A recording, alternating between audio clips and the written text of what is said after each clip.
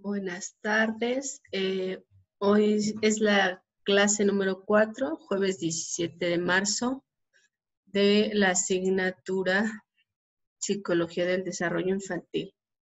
La clase de hoy son las principales teorías del desarrollo humano. Vamos a esperar unos 2 minutitos a ver si alguien se conecta y si no, empezamos con el tema.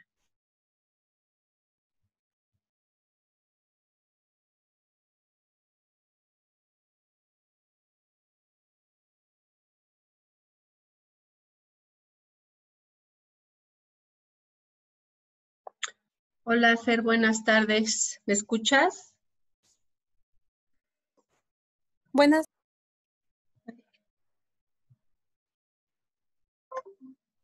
Hola, hola. ¿Me escuchas?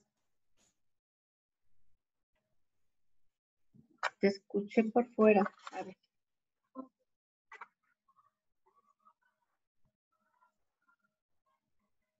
Creo que ahora sí, a ver. A ver, háblame, Fer. No.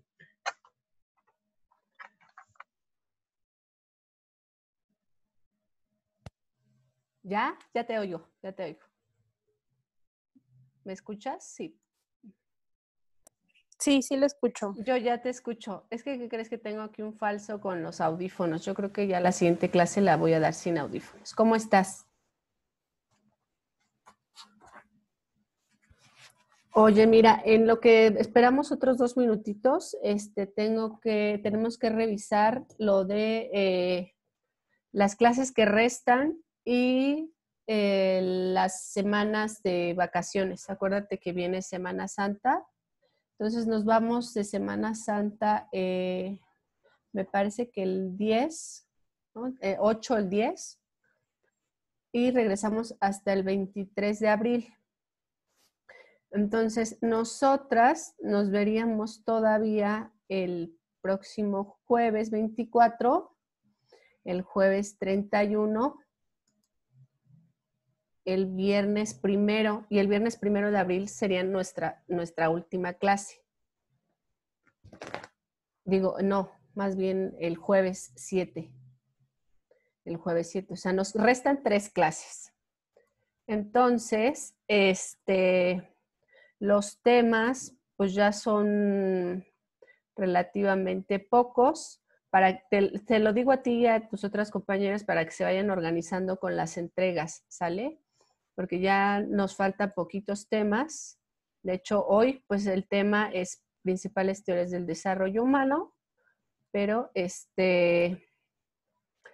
pues ya nomás nos quedaría un tema pendiente, que es desarrollo psicológico en la infancia y su evaluación. Entonces, pues esperemos alcanzar los 3 temas en estas 3 clases. ¿Sale? Sí, profesora. Muy bien, entonces voy a compartir la pantalla para que empecemos con la clase. Listo. Ahí está en presentación.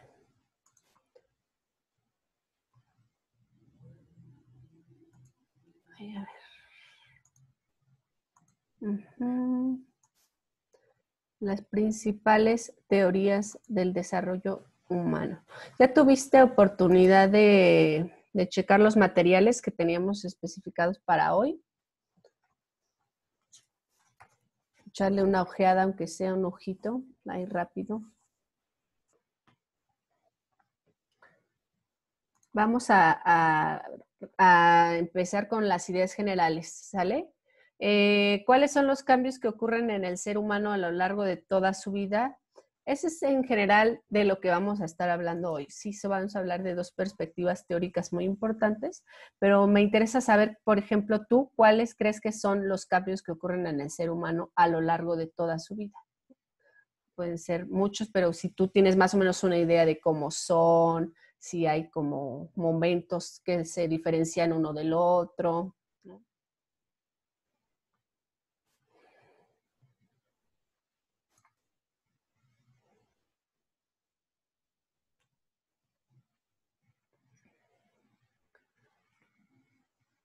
¿no? Bueno, vamos a... ¿Ya me escucha? Ya te escucho. Ay, es que no se me podía prender el micrófono. No te preocupes, dije, a lo mejor está en un lugar donde no puedo hablar. Dime, adelante, ¿cuáles crees que son No, los cambios? pues yo digo que los cambios son como, pues a lo largo de tu vida, en forma de madurez, o sea, como el carácter, la manera de pensar, la manera de ver las cosas, Ujú. pues cambios físicos, pues también, o sea, todo en ti cambia físicamente, tu cara, tu cuerpo. Ujú. Efectivamente, los cambios no solo son a nivel fisiológico, sino también a nivel psicológico, ¿no? Entonces, por ejemplo, los principales enfoques clásicos, al menos desde mi perspectiva, son 5, ¿no? El biológico, el psicodinámico, el conductual, el cognoscitivo y el humanista existencial. El que vamos a ver hoy, bueno, digamos que todos estos son los enfoques clásicos, ¿no? Teniendo siempre presente que la psicología del desarrollo tiene como objetivo el estudio de los cambios, como tú bien dices, físicos, también los psicológicos, ¿no? La personalidad, etcétera. Y que son cambios que tienen lugar durante toda la vida del individuo, desde que nace hasta que se muere. Y esto lo abordan estos enfoques porque, pues bueno, tratan de describir y de explicarnos a nosotros los procesos del mismo desarrollo, ¿no? Porque uno vive la vida, pero no se pone a pensar cómo describiría su vida o cómo la explicaría. ¿Me explico? Entonces, bueno, eso son, digamos, uno de los principales aportes de estos enfoques clásicos, ¿no? Y otro aporte que ellos que se consideran en estas teorías, pues es cómo el ambiente ejerce cierta influencia sobre nosotros, ¿no? El ambiente podemos entender la sociedad, el contexto a lo mejor de la familia, ¿no? De la colonia o del país o del continente o a nivel global, ¿no? Del mundo, o sea, vivas en México o vivas en China o vivas en el país que gustes y mandes, todos tenemos un celular. Bueno, la mayoría, ¿no? Hay gente que no tiene acceso a eso. Pero ya el celular y la vida con el celular ya es una cosa que está normalizada, ya es parte de nuestro desarrollo y de nuestra conducta, porque es una cosa del ambiente que nos modifica a nosotros, ¿no? Entonces, por poner un ejemplo, o sea, no sé, pensemos también que los enfoques clásicos también pusieron la base para que la psicología se desarrollara como una disciplina científica. No olvidemos que la psicología es una disciplina científica en tanto que utiliza métodos de investigación experimentales, métodos de observación, de registro, de análisis, ¿no? Entre estos enfoques, pues te digo, están estos 5, pero para esta clase nos vamos a concentrar en el enfoque cognoscitivo. No sé si ya lo habías escuchado, pero bueno, aquí vamos a dar más o menos grandes rasgos, ¿no? El enfoque cognoscitivo, pensemos que, por ejemplo, si reflexionamos sobre la naturaleza humana o lo que nos hace humanos, podemos dejar, o sea, no podemos dar por ignorado ciertas características que poseemos, ¿no? Como especie o como quieras, ¿no? Por ejemplo, una puede ser que tenemos la capacidad de pensar, ¿no? De imaginar, de incluso de, digamos, analizar la información antes para prever cosas, ¿no? Decir, si hago esto, va a pasar esto otro. O también para reflexionar sobre uno mismo, sobre nosotros mismos, el mundo en el que vivimos y cosas que podemos crear dentro del mundo, la sociedad en que vivimos, las cosas que podemos decidir o no, que están, digamos, dentro de nuestro control, ¿no? Entonces, todo eso, todo eso lo estudia la psicología cognoscitiva o el enfoque cognoscitivo, ¿no? Mejor conocidos como procesos superiores, o sea, lo que se supone que ya alcanzamos cuando somos adultos y somos conscientes de nosotros mismos, de nuestras decisiones, etcétera, etcétera, ¿no? Proviene del latín cognito, que significa pensar. Sí, cognito, cogito, bueno, luego lo confirmo, pero es, digamos, un enfoque que pone de relieve nuestra naturaleza humana y la forma en que nosotros procesamos en nuestra mente la información. Cómo la evaluamos y cómo reaccionamos en función de esa información, ¿no? También otra cosa que me gusta mucho de este enfoque es que considera a las personas como seres racionales capaces de resolver problemas, ¿no? Capaces de crear cosas, de interpretar o de transformar muchos estímulos, ¿no? A veces solo conocemos ciertas partes de los enfoques y pensamos que solo por un autor ya lo define y no, ¿no? Pero bueno, para el caso de hoy pues vamos a revisar a Piaget y a Vygotsky, ¿sale? O sea, acá el desarrollo cognitivo de Jean Piaget. No sé si ya te había sonado Jean Piaget o lo conoces o medio te suena. Lo vi en filosofía, pero no me acuerdo muy bien. Pues él es, digamos, uno de los padres de la psicología cognoscitiva, ¿no? Tiene sus orígenes en o sea, la psicología cognoscitiva tiene sus orígenes en los planteamientos del propio Jean Piaget, ¿no? Esta vertiente, digamos, cognoscitivista, pues considera al pensamiento, al aprendizaje y en general, pues a todos esos procesos superiores, ¿no? Que están en la mente de las personas. Así, en la mente del, por ejemplo, si lo llevamos al ejercicio de la educación, pues bueno, en la mente de los alumnos se encuentran almacenadas un montón de creencias o de representaciones o de teorías, ¿no? Porque nosotros nos hacemos teorías acerca de las cosas y de la vida. Entonces, todos esos esquemas, representaciones o teorías son modelos mentales del mundo físico y del mundo social. De manera que el aprendizaje, desde la perspectiva de Piaget, es reflexionar, sí, pero también relacionar la información o la experiencia nueva con las representaciones ya existentes. O sea, es como para poder asimilar lo que está pasando afuera, la información de fuera, para poder entenderla o asimilarla, trato de relacionarla con algo que yo ya sé, ¿no? O que medio me suena. Te digo, a lo mejor, por poner un ejemplo, pues los conflictos de intereses políticos a nivel global, pues deben estar relacionados con la modernidad, ¿no? Entonces, pues tú dices, bueno, la modernidad, ¿qué es la modernidad? Pues es el momento en el que vivimos todos, ¿no? Pero eso, o sea, yo estoy inventándome eso. A lo mejor sí, a lo mejor no. Pero para poder entender por qué están pasando esas cosas afuera, trato de darle yo una explicación a cosas que yo ya conozco, independientemente de que sean o no sea así, ¿no?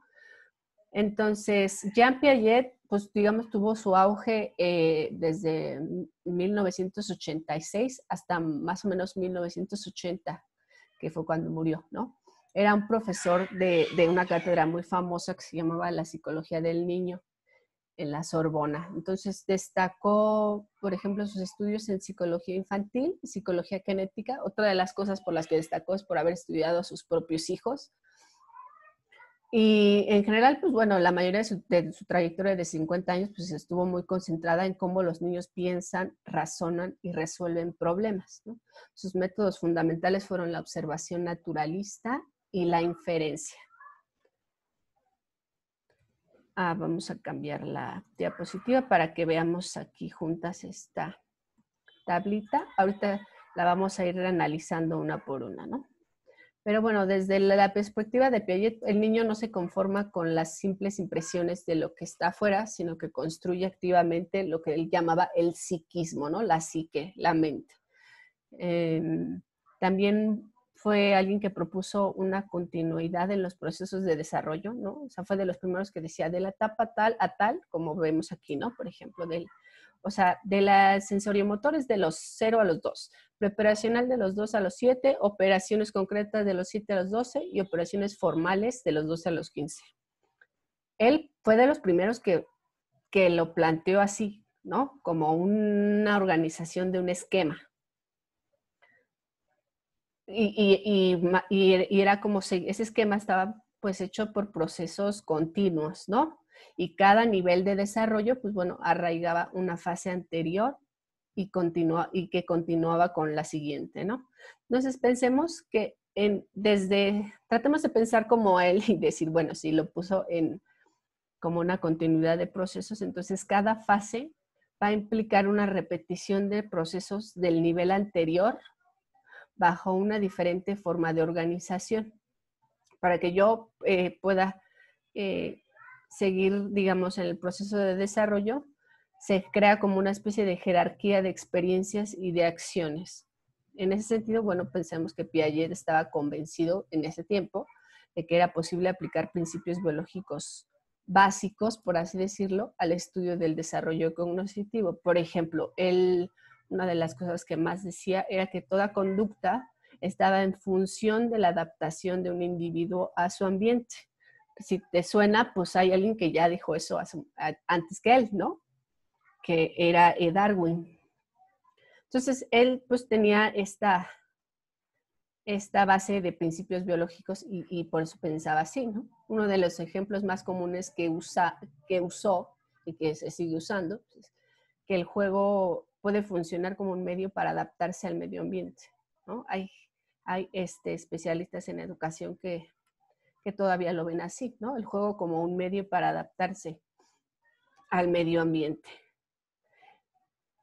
Vamos a ver esta tablita, ¿no? En el periodo sensoriomotriz, que es desde el nacimiento hasta los 2 años. Bueno, durante ese periodo el lactante comienza a tener, o sea, el bebé que nace comienza a tener control sobre su cuerpo. Por ejemplo, uno de los grandes logros desde que nace y conforme va avanzando las semanas es, por ejemplo, su pulgar. Los bebés se chupan el pulgar, digamos, después de ciertas semanas, ¿no? Después, conforme va avanzando, a lo mejor ya al año o eso, pues también disfrutan mucho explorar con su boca, ¿no? Se meten los dedos, las manos, los juguetes, cualquier otro tipo de objetos. Pues, las mamás y las cuidadores primarios siempre están ahí cuidándoles que no se metan cosas a la boca o cosas así, ¿no? Pero es un medio para explorar, eso dice la teoría, ¿no? Así los niños en esta etapa dividen al mundo al menos en 2 esferas. Por un lado, lo que pueden succionar y por otro, lo que no pueden succionar, ¿no? De este modo, así comienzan a organizar sus experiencias asignándolas a categorías, ¿no? Las 2 categorías, lo que pueden succionar y lo que no pueden succionar. También en sus primeros meses, los niños o los bebés no entienden que las cosas existen.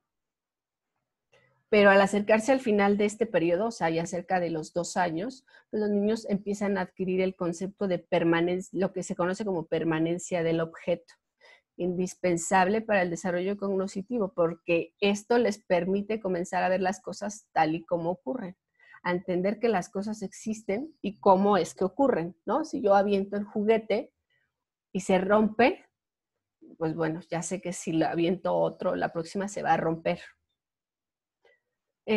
Otro ejemplo se me ocurre, por ejemplo, que a los 6 meses, los bebés de 6 meses, va a buscar durante mucho tiempo algún juguete o alguna cosa que se le haya perdido de vista, ¿no? Pero a los 18 meses, entonces, si pierde de vista ese juguete, va a seguir buscándolo. Ya no lo va a dar como por perdido, ¿no? Va a seguir buscándolo porque ya se da cuenta que ese juguete ya no existe, o sea, no está. Ese ejemplo me gusta mucho porque es muy claro, ¿no? Acerca de cómo cambia esa percepción de la permanencia del objeto. También se conoce, este proceso pues, se reconoce como representación interna, ¿sale? Es una representación interna de los objetos, porque hasta antes de los 18 meses, pues bueno, el niño carecía de imágenes mentales o de palabras para poder expresarlo, ¿no? Incluso les ponen nombres a los juguetes o cosas por el estilo, a sus peluches y tal. Luego con la mamá pasa lo mismo, ¿no? También. Luego, en la siguiente etapa tenemos aquí el preoperacional, que es de los 2 a los 7 años. Al llegar a este periodo, los niños están más orientados a lo que se conoce como la acción, de forma que su pensamiento está ligado al menos a dos cosas, a la experiencia física y a la experiencia perceptual, o sea, lo que percibe. Gradualmente, claro, comenzará a utilizar símbolos que le van a ayudar a representar el mundo, ¿no? Los símbolos son, digamos, el preámbulo hacia el lenguaje, ¿no? No les llaman por su nombre, pero les ponen, pues les asignan una cierta palabra o sonido, ¿no? A las cosas. En esta etapa el niño comienza también a utilizar las palabras para representar los objetos. E incluso el cuidador primario les empieza a explicar, ¿no? Cómo se llaman las cosas, para que si este se llama es perrito y este se llama el gatito, etc. Gracias a ese desarrollo del lenguaje, pues bueno, el niño pronto domina el proceso de clasificación y agrupamiento. Ya no es solo de que el objeto ya no está o sí está o ya lo encontró, lo buscó o lo que sea, sino que además ya lo nombra. O sea, si no está, lo nombra, lo busca y mientras lo busca, lo nombra. Gradualmente comenzará a utilizar digamos, este tipo de lenguaje, porque acordémonos que al principio, o sea, de los 0 a los 2, pues el niño, o sea, no agrupaba las cosas por cómo le funcionaran, sino solo, o sea, lo agrupaba en función de que lo succionara o no. Pero ya cuando le asigna una función y una categoría, digamos, ¿no? Un agrupamiento más sistemático, más clasificado, pues bueno, es lo que le va a permitir, por ejemplo, diferenciar los colores, ¿no? O las formas. Hay algunos juguetes que son así como para que metas los triangulitos o los cuadrados o los círculos, ¿no? Digo, por poner algunos ejemplos. En esta etapa el niño también es egocéntrico. Eso significa que no puede ponerse en el lugar del otro ni asumir su perspectiva. Después de los 4 años, esta imposibilidad va desapareciendo, ¿no? O sea, sobre todo cuando es una etapa donde ya entran al kinder o a la guardería, ¿no? A los 3. Entonces empiezan a convivir con otros niños y pues claro, empiezan a ver que si a lo mejor su compañerito está llorando tal, pues ellos pueden, hay unos que se ponen a llorar y luego de pronto el salón está llorando completo, ¿no?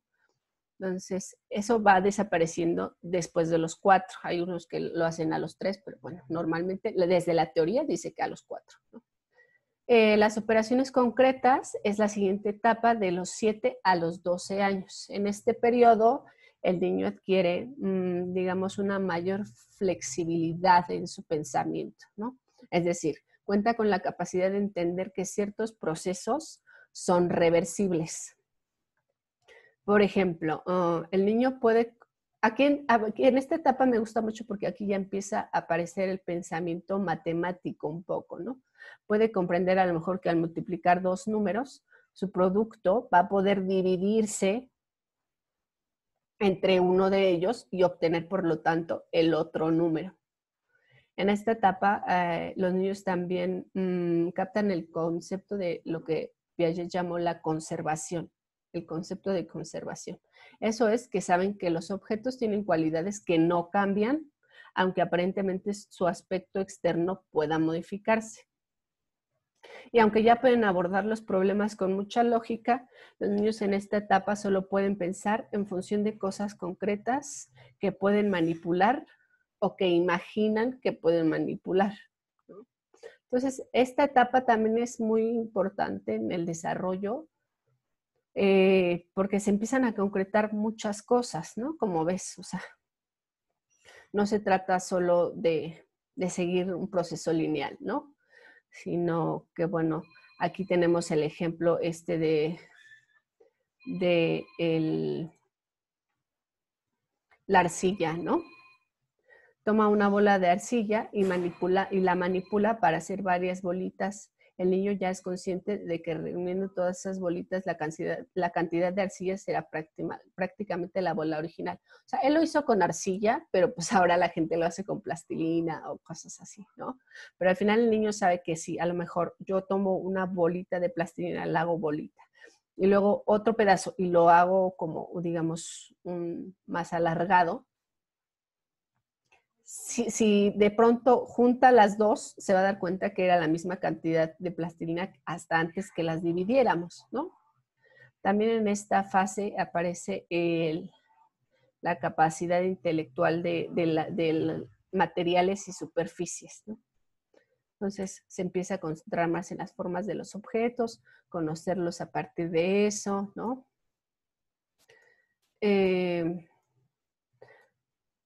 Sí, los imagina y imagina cómo podría manipularlos, ¿no? En las operaciones formales, que son de los 12 a los 15, pues bueno, durante esta etapa el niño adquiere la capacidad de razonar deductivamente. O sea, aquí ya, pues ya está más grande, ¿no? Eso significa que el cerebro humano pues ya está capacitado, él decía genéticamente, pero hoy diríamos capacitado neurológicamente, ¿no? Para formular pensamientos realmente abstractos o hipotético-deductivos. Pensemos en este razonamiento deductivo. Si bien en el periodo de las operaciones concretas, pues el niño parte de sus observaciones, de conocer a partir de sus observaciones, luego puede formarse él mismo una teoría o inventársela, ¿no? No va a decir, ay, me voy a inventar la teoría, no, sino que él asume cosas. Es hasta después de los 12 años cuando puede invertir ese proceso, es decir, partir de una teoría o a partir de una teoría va a ser capaz de inferir la existencia de algo que pueda verse y que va más allá de las observaciones concretas. El cambio en las capacidades cognitivas, digamos que a grandes rasgos se da pues, en una etapa, digamos, difícil, ¿no? Como la adolescencia, de los 12 a los 15. Piaget describía la adolescencia como una especie de transición de las operaciones concretas a las formales. Esto significaba, pues bueno, que el adolescente pasaba de concebir al mundo de una manera concreta a una muchísimo más abstracta, ¿no? Aquí está el ejemplo de que, bueno, las personas confrontan todas las doctrinas que su ambiente le ha proporcionado y que ha asimilado y busca dentro de sí para acomodar esta nueva información, lo que le permite pasar a deducir sus propias verdades y decisiones, ¿no? Que bueno, la etapa adolescente tampoco es como que se caracterice por tomar excelentes decisiones. Pero bueno, eso Piaget lo diría que pasa, o sea, esa deficiencia es tal porque la transición de las operaciones concretas a las formales pasa durante esa edad, ¿no? Pues aquí los principales aportes de Jean Piaget, digo, tuvo muchos, pero muchos desde mi punto de vista ya no son actuales, pero estos tres, pues bueno, podríamos pensar que como respuesta al desarrollo de la creación del conocimiento, de esta cognos, de la mente, del pensamiento, bueno, se formalizó su propuesta, ¿no? Como uno de los soportes epistemológicos del constructivismo, como uno de los soportes teóricos más fuertes del constructivismo, y que conocida por muchos, durante muchos años fue llamada la teoría psicogenética, ¿no? Se consideraba relevante en el desarrollo, por ejemplo, de la teoría constructivista, de la teoría del conocimiento, y pues también desde el momento en que se puede evidenciar a este conjunto de estructuras por medio de las cuales el ser humano interpreta el mundo. Y lo interpreta con una clara tendencia, digamos, hacia buscar el equilibrio entre los factores externos y los internos, ¿no? O de forma más general, entre lo que él llamaría la asimilación y la acomodación, ¿no? yo asimilo lo de afuera a partir de que lo acomodo en lo que yo ya conozco, ¿no? Entonces, pues digamos, otra cosa que evidenció fue la existencia de un conjunto de estructuras por medio de las cuales el ser humano interpreta al mundo. ¿Hasta aquí alguna duda sobre el tema? Siento que es un poquito pesado o algo así, pero no, me gustaría hacer la pausa antes de pasar a la otra. ¿Alguna duda, pregunta o comentario, Fer? No, hasta ahorita ninguna. Muy bien. Entonces vamos a pasar a la del desarrollo cognitivo de Lev Vygotsky. Él también pues, es uno de los más famosos y de los más importantes de las teorías del desarrollo humano, ¿no? Ahora pensemos, cambiémonos el chip y pensemos en el constructivismo, pero desde una orientación sociocultural, porque el enfoque de Vygotsky es más sociocultural, ¿no? Y sociocultural lo entendemos como, digamos, lo de afuera, ¿no? El ambiente, la sociedad en la que estamos o en la que crecemos. También es llamado como socioconstructivismo o constructivismo social y está basado, pues, en un punto medio, digamos, entre dos extremos, ¿no? El enfoque constructivista y el constructivismo cognitivo. Así pues, pensemos que el socioconstructivismo considera que el conocimiento, lo que nosotros conocemos de la realidad y del mundo, es fruto tanto de las aportaciones de los individuos como de la dinámica en la que están inmersos esos individuos y de las relaciones sociales que mantienen esos individuos de manera dinámica, ¿no? O sea, todas estas cosas pues se establecen como miembros de un grupo, ¿no? Porque uno puede decir, sí, yo soy individuo, sí, pero también eres miembro de una familia y miembro de una comunidad estudiantil y miembro de una sociedad o de un país, etc., de una generación, ¿no? Entonces, pensar más o menos así.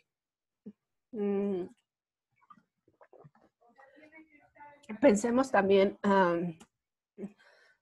a ver acá. Bueno, ahorita vemos esa, pero bueno, sí de una vez para que más o menos vayas viendo un poquito de qué va, ¿no?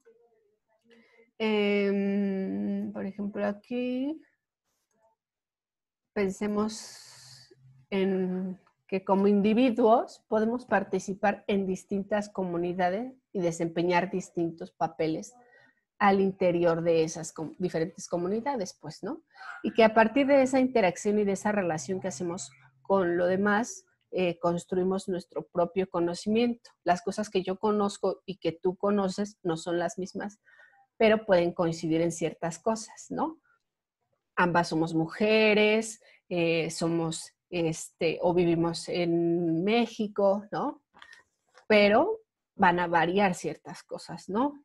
Entonces, esa variabilidad individual es lo que Vygotsky llamaba representaciones individuales, ¿no?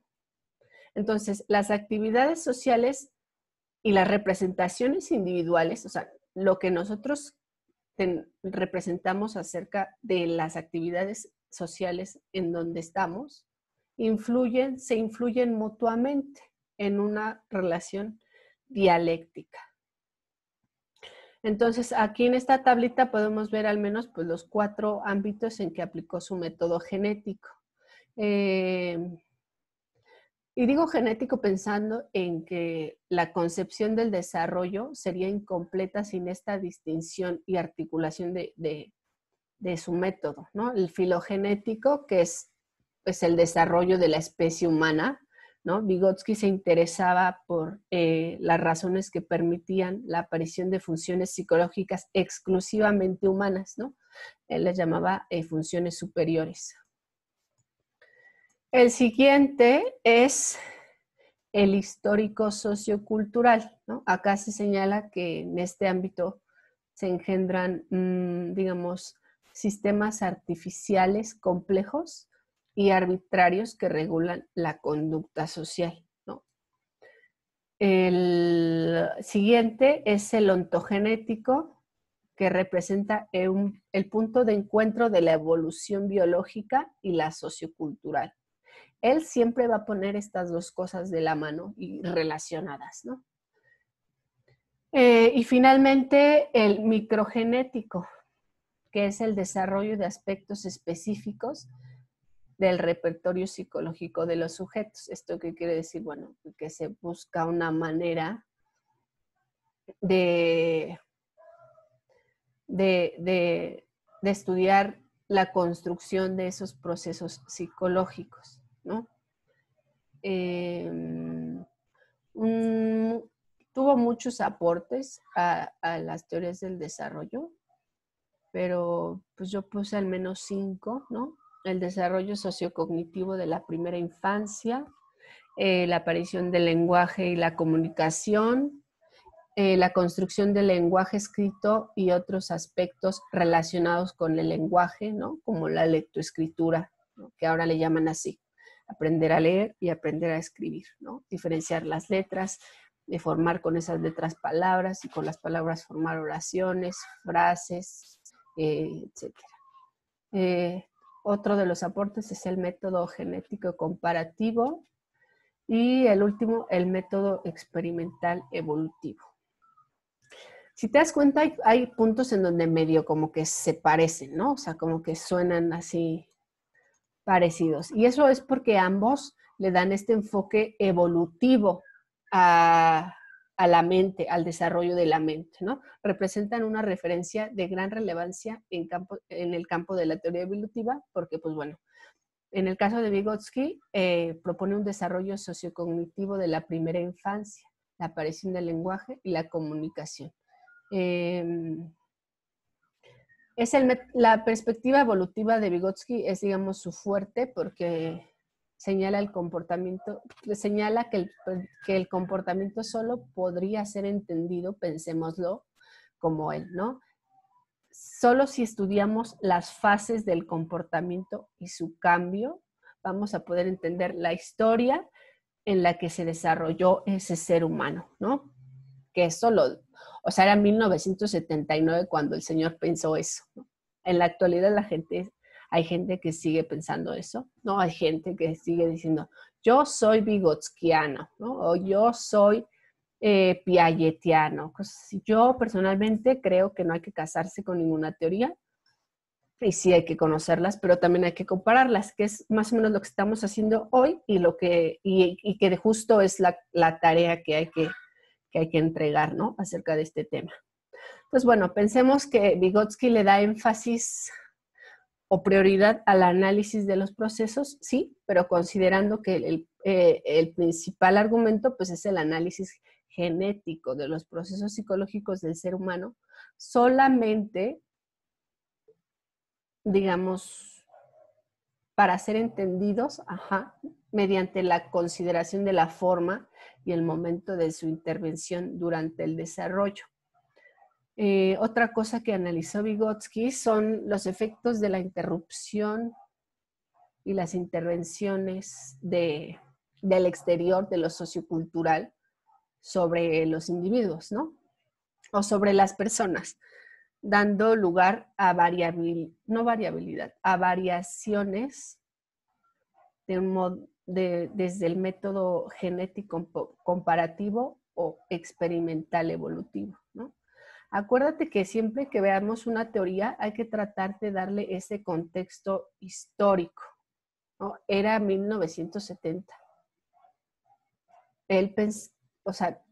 Lo genético y lo experimental les tocó a ambos, tanto a Piaget como a Vygotsky. Entonces, claro que para que sus posturas o enfoques teóricos tuvieran esa relevancia científica, pues tenían que sostenerse de métodos muy rigurosos, ¿no? Como el método genético, o sea, métodos muy naturalistas, como el método genético o el método experimental, ¿no? El comparativo. Hoy pues sabemos que la ciencia no es solo la ciencia dura, sino otras posturas, ¿no? Otro de los grandes aportes que me gusta de Vygotsky, pues es acerca del pensamiento y del lenguaje, ¿no? Aquí te puse al menos unas 4 ideas principales, pero bueno, en los textos que están en la plataforma, ahí está muchísimo mejor desglosado el pensamiento y el lenguaje, cómo lo trabajó Vygotsky y cómo teorizó acerca de eso, ¿no? Uno de los aportes más significativos, pues lo constituye esta relación que establece entre el pensamiento y el lenguaje. Pensemos, por ejemplo, que ambos provienen, digamos, ontogenéticamente, ambos provienen de distintos lugares, ¿no? El desarrollo del habla del niño se podría establecer con certeza en una etapa, digamos, preintelectual. Y en su desarrollo intelectual sería entonces luego una etapa prelingüística hasta un cierto punto y en el tiempo, digamos, después de la preadolescencia, por ejemplo, ¿no? Ya es cuando empieza estas, digamos, líneas separadas, ¿no? Entre el pensamiento que se torna de verbal a racional, o sea que ya puedo pensar antes de hablar lo que voy a decir, ¿no? Ordenar mis ideas. En ese sentido, bueno, Vygotsky señalaba que la transmisión racional, sí, la transmisión era racional y era intencional. Había una intención en ese lenguaje racional, ¿no? Una experiencia y un pensamiento acerca de los demás, de lo que me rodeaba, ¿no? Pero eso requería un cierto sistema. Y por sistema pensémoslo a lo mejor como un sistema mediatizador, ¿no? Que el pensamiento y el lenguaje funcionaban como un sistema mediatizador entre lo que era, para pasar de lo no verbal a lo racional, ¿no? Además, lo planteaba como una unidad de pensamiento verbal que se encontraba de manera interna en la palabra y en su significado. O sea, a lo mejor te va a sonar medio así como, ay, muy enredado, pero todos deberíamos de ser conscientes de lo maravilloso que es el proceso del pensamiento y el lenguaje. Que yo esté haciendo esto ahora mismo, que tú estés haciendo un esfuerzo para entenderlo y relacionarlo con cosas que tú ya sabías o con tus propios procesos, ¿no?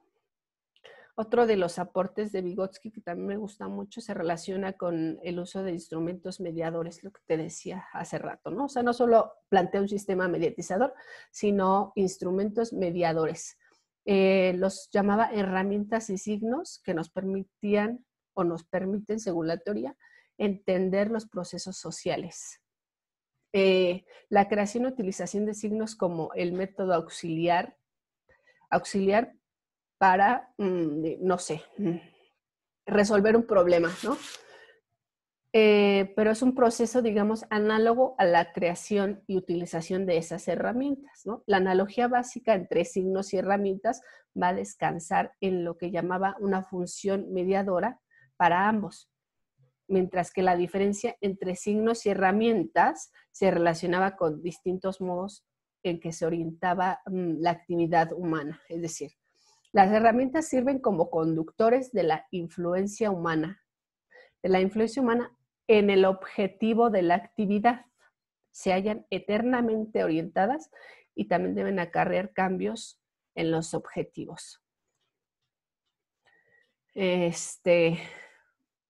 Pues hasta ahí sería la presentación.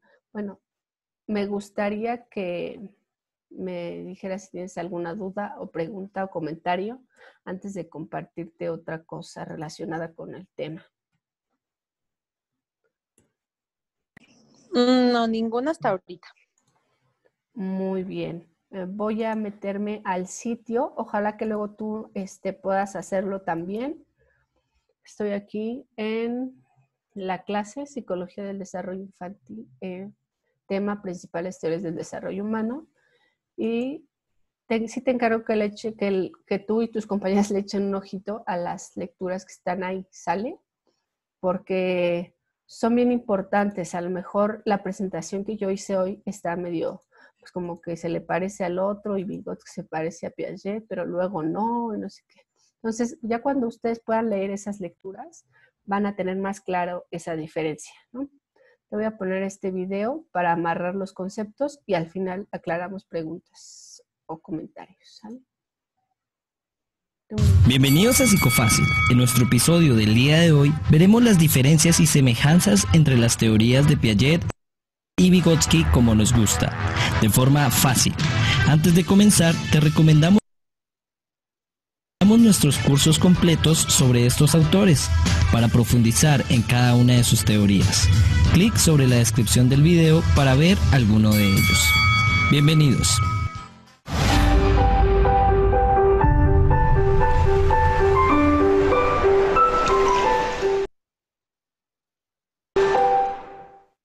El desarrollo cognitivo desde la infancia, así como los métodos de educación actual, han sido fuertemente influenciados por las teorías de Piaget y Vygotsky, ya que cada una de ellas aporta aspectos cruciales en el desarrollo que pueden ser influenciados por factores biológicos y sociales. A continuación, explicaremos brevemente estas teorías. La teoría del desarrollo cognitivo de Jean Piaget describió y explicó los cambios en el pensamiento lógico de los niños y adolescentes. Piaget propone que los niños pasan por 4 etapas basadas en la maduración y la experiencia. Esta teoría se guía por suposiciones sobre cómo los niños interactúan con su entorno e integran el conocimiento y la información nueva en conocimientos preexistentes. A nivel general, la teoría se guía por los siguientes principios. Primero, los niños son aprendices activos que construyen conocimiento desde sus entornos. Segundo, aprenden a través de la asimilación y la acomodación, produciendo equilibrio que se traduce al estado final del aprendizaje. Como tercero, la interacción con los entornos físicos son claves para el desarrollo cognitivo. Cuarto, el desarrollo ocurre en etapas o estadios específicos que se dan en edades aproximadas. Ahora bien, la teoría del desarrollo cognitivo de Lev Vygotsky, conocida como teoría histórico-cultural, se centró en el papel de la cultura y las interacciones sociales. Vygotsky creía que el habla es una herramienta psicológica importante en el desarrollo del pensamiento del niño. A medida que los niños crecen y se desarrollan, su habla básica se vuelve más compleja. La teoría de Lev Vygotsky se explica por los siguientes principios. Primero, los niños se desarrollan a través de conversaciones informales y formales con adultos. Segundo, los primeros años de vida son críticos para el desarrollo, ya que es donde el pensamiento y el lenguaje se vuelven cada vez más independientes. Tercero, las actividades mentales complejas comienzan como actividades sociales básicas. Cuarto, los niños pueden realizar tareas más difíciles con la ayuda de un individuo más avanzado. Quinto, las tareas que son desafiantes promueven el crecimiento del desarrollo cognitivo. Las teorías de Piaget y Vygotsky presentan algunas semejanzas y diferencias que vamos a conocer a continuación. Primero, similitudes. Ambos autores se centran en el constructivismo, es decir, la generación de conocimientos se basa sobre uno anterior. También conceden gran importancia al medio ambiente como factor potenciador del desarrollo, aunque Piaget se va más al ambiente físico y Vygotsky al ambiente social. Ambos autores comparten una visión activa del ser humano en desarrollo, es decir, que al fin y al cabo el niño tiene un papel activo en la adquisición de sus conocimientos y no es un simple receptor. Otra de sus semejanzas es que ambos creían que hay una disminución en el estado del desarrollo alcanzada a cierta edad, siendo los primeros años de vida esenciales para la adquisición de aprendizajes. La última semejanza es que el aprendizaje se da por un conflicto con el ambiente, es decir, cuando un niño no puede resolver un problema con sus conocimientos previos, se valdrá de nuevas maneras para lograrlo, sea por exploración o con la ayuda de alguien. Estas ideas suenan bastante comunes y de conocimiento general, ¿no? Pues imagina que antes no se pensaba de esta forma y sus postulados fueron revolucionarios en su época para entender los procesos del desarrollo. Ahora vamos a ver sus diferencias.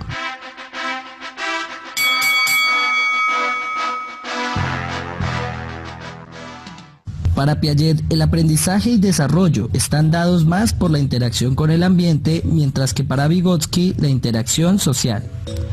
Según Piaget, la inteligencia depende de factores biológicos, en cuanto es necesaria para la adaptación al entorno, mientras que para Vygotsky, los factores sociales. El desarrollo, según Piaget, es un desarrollo natural, espontáneo, a partir de la interacción persona-medio, mientras que Vygotsky se refiere a un desarrollo que no es posible sin la ayuda del adulto. Piaget entiende el desarrollo como un proceso interno e individual. Vygotsky lo entiende como un proceso social. Para Piaget, el avance cognitivo va de lo individual a lo social y para Vygotsky de lo social a lo individual. Piaget presenta una teoría de estadios universales, mientras que la teoría de Vygotsky no presenta ningún estadio. Piaget presenta una visión del desarrollo más lineal y unidireccional, mientras que Vygotsky suscribe una visión del desarrollo más discontinua y multidireccional. Para Piaget, el aprendizaje depende del desarrollo del niño, mientras que para Vygotsky no hay un desarrollo sin aprendizaje, ya que este es el motor de la generación de cualquier maduración. Piaget sitúa el fin del desarrollo cognitivo en la adolescencia. Vygotsky entiende el desarrollo como un proceso que no tiene una meta tan definida o unos límites temporales concretos, aunque le da un mayor peso al desarrollo temprano. Ambos otorgan un peso específico y un papel diferente al lenguaje, siendo para Vygotsky un eje central del desarrollo. ¿Te quedó clara nuestra explicación? ¿Tienes dudas sobre los conceptos? Puedes escribirla en la caja de comentarios.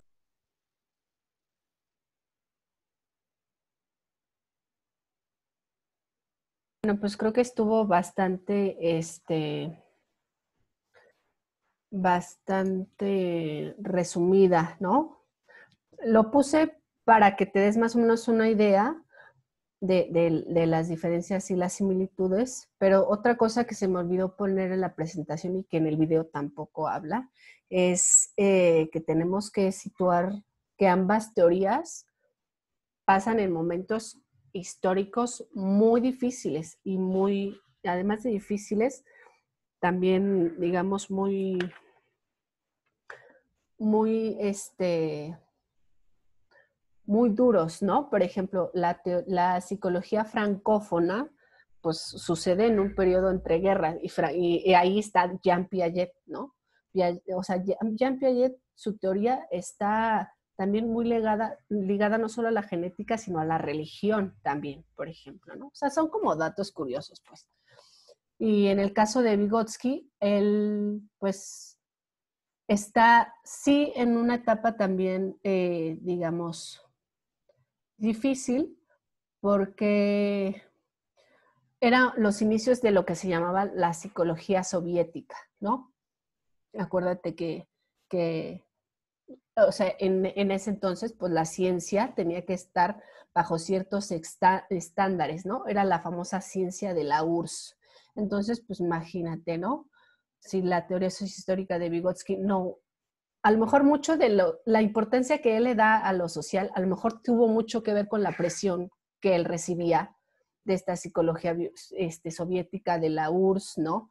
De todo este contexto sociohistórico en el que se desarrollan ambas.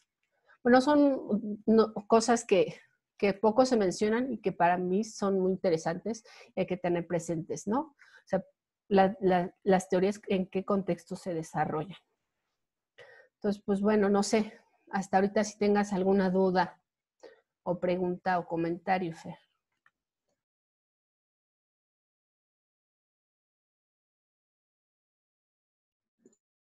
No, ninguna. Igual yo creo que leyendo el material que nos dejó en plataforma, igual ya se aclaran las pocas dudas que pudiesen.